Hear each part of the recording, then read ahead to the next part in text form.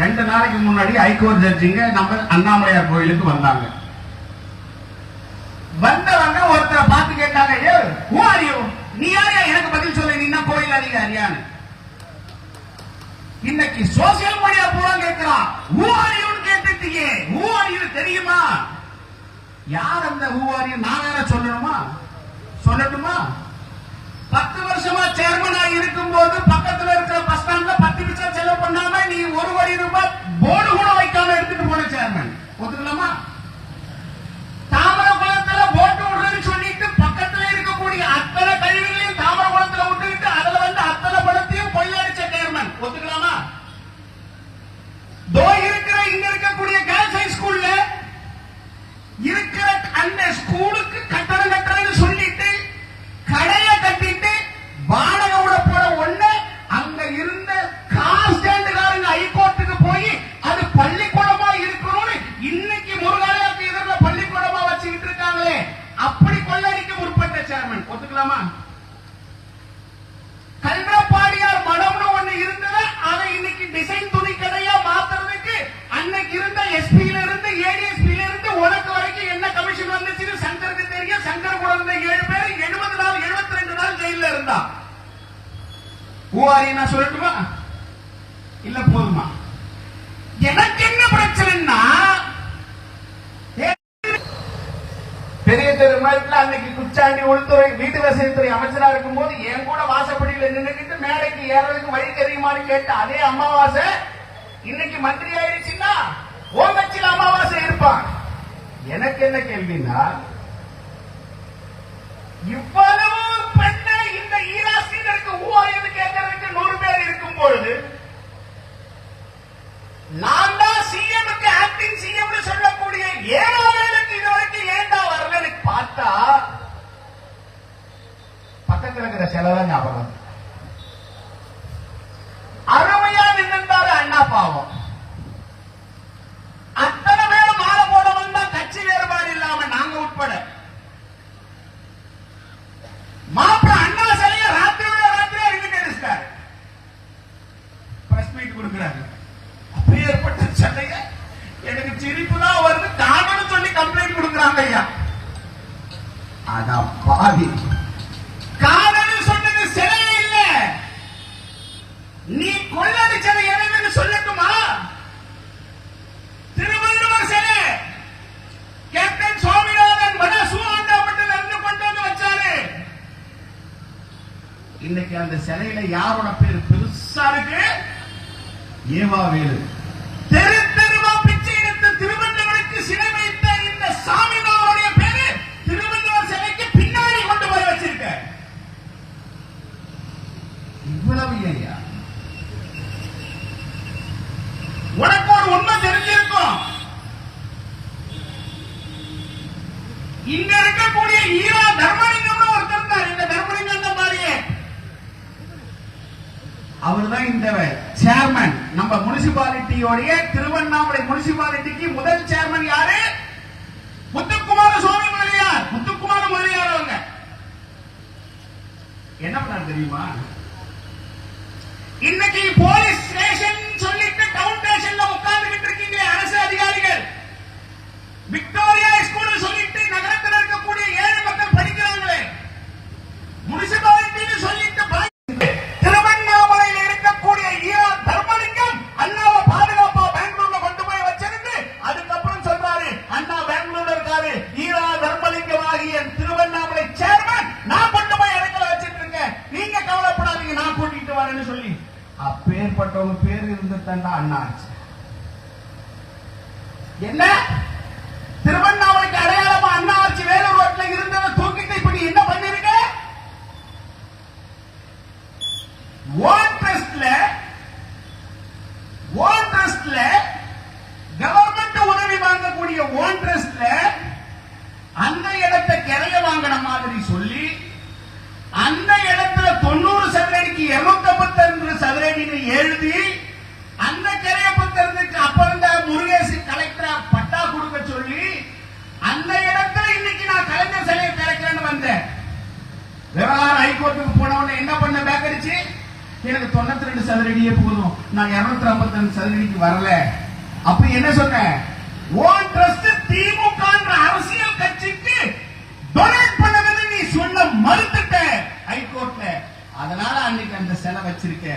அந்த சிலையில நீ என்ன பண்ணிருக்க, ஈரா தர்மலிங்கத்தோட பேரையும் முத்துக்குமாரசாமி முதலியாரோட பேரையும் அழிச்சிட்டு ஏவாவேலு போட்டிருக்க.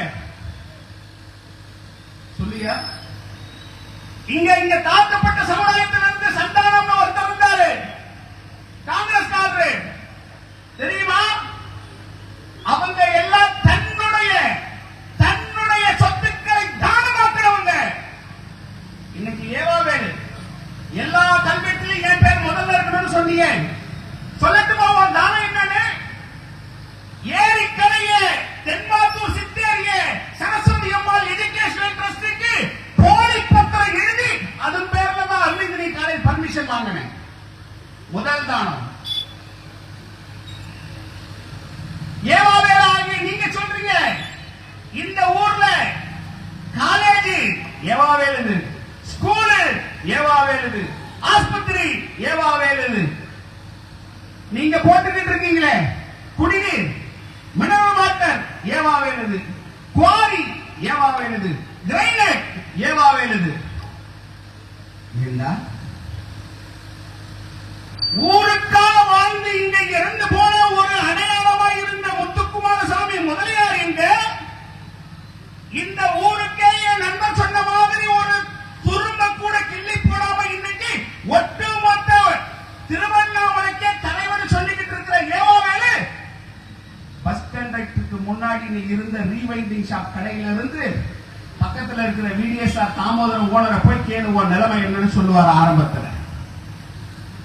அன்னையில இருந்து இன்னைக்கு உன் வளர்ச்சியை தவிர வேற எதையுமே சந்திக்காத ஏவாவேலு. உனக்கு ஆசை இருக்கு உன் பேரை முதல்ல போடணும். இப்ப புரியா, ஈரா ஸ்ரீதருக்கு ஏன் குரல் கொடுத்த, ஏவாவேலுக்கு குரல் கொடுத்த உன் சொந்த கட்சிக்காரன்னு. இதுதான் காரணம். உன்னுடைய வண்டவாளம் தண்டவாளத்தை எத்தனை முறை எத்தனை இடத்துல நாங்க ஏற்றது. அண்ணாமலையார் கோவிலுக்கு முன்னால நீ 6 கோடியில நான் கடை வைக்க போறேன்னு வந்தேன். அண்ணாமலையார் கோயில் வாசப்படியே மெதிக்காதவன்னு சொல்லிட்டு கும்பம் எடுத்துக்கிட்டு வந்து அதுல நீ பூமி பூஜை பண்ண. இந்த மக்கள் பார்த்துக்கிட்டு தான் இருந்தாங்க. உன் கைராசி விளங்குச்சா? உன் கைராசி விளங்குச்சான்னு கேட்கிறேன். இன்னைக்கு நீதி அரசர்களே இன்னைக்கு தந்து அந்த இடத்தை நிறுத்திட்டு போயிருக்காங்கல்ல. ஒரு சேர்மன் போடுறேன், அந்த சேர்மன் வேற யாரும் இல்ல, உன் கட்சிக்காரன். பெரும்பான்மை ஒரு சமுதாயத்தினுடைய ஒரு ஜாதி அடையாளம் வேணும்னு சொல்லி அந்த ஜாதிக்கு தலைவனா இருக்கிறவரை போட்ட நீதிமன்றம் விட்டுச்சா? இன்னைக்கு அண்ணாமலையார் கோவில் அறங்காவலர் பதவி தலைவர்ல இருந்து ஜீவானந்தம் நீக்கப்பட்டதற்கு யார் காரணம்? ஏவாவேலு நீதான். காலசக்தி மடத்தை ஏபிடி சக்தி மேல வச்சு ஆக்கிரமிச்சு ஜீவாவேலுக்கு எழுத வச்ச படுபாவியா? ஏன்னா தெற்கு பகுதியில நான் உட்கார்ந்துட்ட, வடக்கு பகுதியில நீ உட்கார்ந்துட்டேன்னு சொல்ற மாரண்டல்லியார் மடம். தெற்கு பகுதியில் இன்னைக்கு அன்னை தூய்மை அருமையோட பில்டிங் இருக்கக்கூடிய மாரண்டியார் மடம். அதை இன்னைக்கு 10 கோடிக்கு பேங்க்ல வச்சு அடமானம் வாங்கியிருக்க பையன். ஆனா வாங்கின அமௌண்ட்ல நீ வெறும் 60 லட்சம் வாங்கியிருக்க. அதுவும் பவர்ல வாங்கியிருக்க. அந்த மடத்தோட சொந்தக்காரங்க உயிரிழந்து வச்சுட்டாங்க இந்த பவர் ஹோல்டர்ஸ்க்கு சொல்லி பொய்யா பத்திரத்தை திருத்தி இன்னைக்கு தூய்மை வச்சிருக்க. இது மட்டுமா பண்ண? இதோ பக்கத்து தெருவில் பைபாஸ் ரோட்ல ஒரு அருணை ஹாஸ்பிட்டல் இருக்கு. என்ன பேட்டி கொடுத்த ஐடி ரைடு வரும்போது இது ஒன்னே ஒண்ணுதான், என் சேவிங்ல இருந்து வீட்டு வசதி துறைக்கு அப்ளிகேஷன் போட்டு நான் வாங்கினேன். ஆனா சக்காலத்தி மகனை கட்டடம் ஒண்ணுது பக்கத்துல இருக்கிற பார்க்கிங் அருணை வெங்கட்டதாச்சு. அருணை வெங்கட்டத்துக்கு எங்க எடுத்து வச்சா உனக்கு? அருணை வெங்கட் அங்க மட்டும் இல்ல, அதே அந்த புகழ்கற்று மூல சென்டர் இருக்கிறது அண்ணா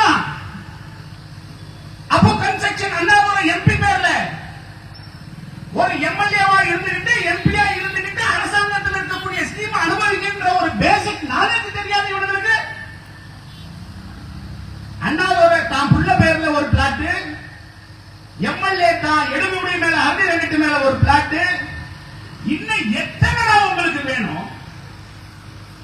இவ்வளவு இவ்வளவு பண்ணதுக்கு பதிலா நீ அண்ணாமலையார் கோயிலுள்ள வந்து வர்றவங்களுக்கு ஒரு பாத பூஜை பண்ணி வாடா, உனக்கு உட்கார இடம் தானடா வேணும், உனக்கு திருப்பதியை விட மேலாக நான் உட்கார வைக்கிறேன், அங்க உனக்கு பிரசாதம் கொடுக்கிறேன், ஃபேன் போடுறேன், யூனியன் பாத்ரூம் வந்தா உனக்கு அங்க இருக்கு நான் ஏற்பாடு பண்ணி தரேன், நீ கையில எடுத்துட்டு வர பைய வச்சு பூட்டி சாவியை உன் கையில தரேன், 10 நிமிஷத்துல நீ தரிசனம் பார்த்துக்கிட்டு கிரிவலம் புறப்படுறதுக்கு ஏற்பாடு பண்ணி தரேன்.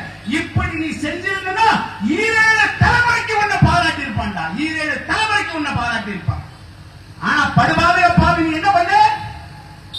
எனக்கு ஒரு ஆள் இருக்கு, வாசிகி முருகேசனுக்கு பக்கத்துல எனக்கு ஒரு ஆள் இருக்கு, அண்ணா நகர்ல டாக்டர்னு. ஆனா கடைசியில உன் குடும்பம் கூட உனக்கு நிலைக்காம போயிருச்சுடா. இது மாதிரி இன்னைக்கு சொல்றீங்க ஜிஎஸ்டியால 8 வருஷமா மோடி ஏமாத்திட்டாரு. எப்படியா 8 வருஷமா ஏமாத்த முடியும்? ஒரு குழந்தை பிறந்து ஒரு பெண் குமரியாகி அவளுக்கு திருமணம் முடிக்கிற வயசுல தாண்டா அவனை அடுத்தவனுக்கு தத்து கொடுப்பா. ஒரு ஜிஎஸ்டியை உருவாக்க இந்த பாரத தேசம் என்ன பாடுபட்டுச்சுன்னு தெரியுமா? 30 வரி போட்டு வச்சிருந்தேன், 17 வரி 13 வரின்னு பிரிச்சு 30 விதமான வரி இந்த பாரத தேசத்துல இருந்துச்சு. மாநில அரசு, மத்திய அரசு வரி, சேவை வரின்னு. உற்பத்தி ஆகும் போது உனக்கு கிட்டத்தட்ட 84 வரைக்கும் 30% வரி இருந்துச்சு இந்த நாட்டில். ஒரு பொருளை உற்பத்தி பண்ணும் போது, ஏற்றும் போது, இறக்கும் போது, மாற்றும் போது அத்தனை வரியும் இன்னைக்கு நிலத்தறிந்துட்டு பாரத பிரதமராக மோடி வந்ததுக்கு அப்புறம் இன்னைக்கு ஜிஎஸ்டி உருவாக்கி கொடுத்திருக்காங்க.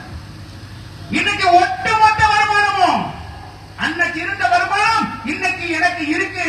ஆனா நான் எந்த அளவுக்கு சம்பாதிச்சேன் அதுக்கு மட்டும் ஜிஎஸ்டி கட்டினா போதும். இதை விட இன்னைக்கு என்ன டெவலப்மெண்ட் அப்படின்னு கேட்டா, பக்கத்துல இருக்கக்கூடிய பால்கோவா கடைக்கு போய் ஸ்வீட் வாங்க, 500 ரூபாய் இருந்தது உங்களுக்கு, 500 ரூபாய் இருந்தது உங்களுக்கு. இன்னைக்கு 5% வரியால 50 ரூபாய் குறைஞ்சிருக்கணும். குறைக்கலனா மோடி எங்களுக்கு தீபாவளி பரிசு கொடுத்திருக்காரு, ஏண்டா குறைக்கிறது கடைக்காரனி கேட்கணும்னு தான் இவ்வளவு பெரிய மீட்டிங். இவ்வளவு பெரிய மீட்டிங் எதுக்காக?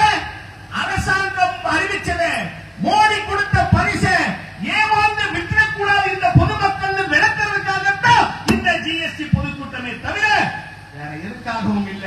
எங்க அண்ணன் இன்னும் இதை கிளையா உங்களுக்கு விளக்கி சொல்லுவார் என்ற வேண்டுகோளோட என் அன்பு சொந்தங்கள் மத்தியில பாதம் பணிந்து விடை சாருங்கள். நன்றி, வணக்கம்.